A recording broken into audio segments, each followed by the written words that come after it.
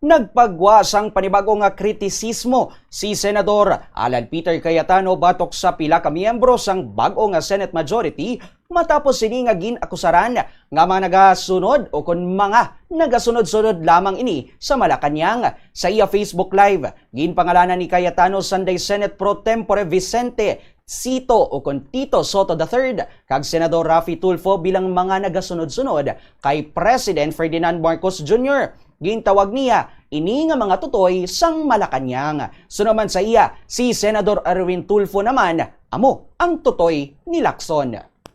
Sabi ni Raffy Tulfo, hindi daw sila Malacañang. In other words, hindi sila tuta. Okay.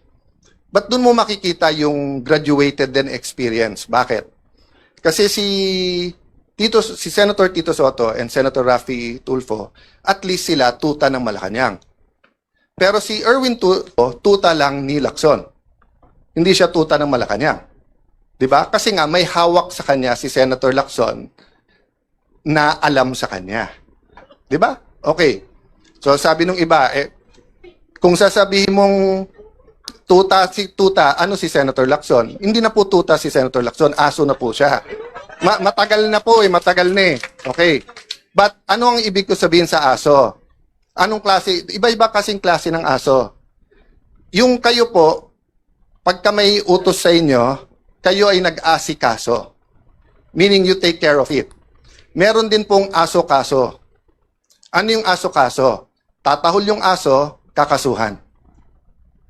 Si Senator Alan Peter Cayetano sa piyak nga bahin nagpagwa naman sang pahayag si Senador Tito Soto III nga hindi na dapat pag-uyangan sang tion ang mga pahayag ni Cayetano. Suno pa kay Soto, tiyempo na agud hindi pagsakya ng mga mala-telenovela nga istorya nga ginpahayag ni Cayetano nga wala man sang padulungan.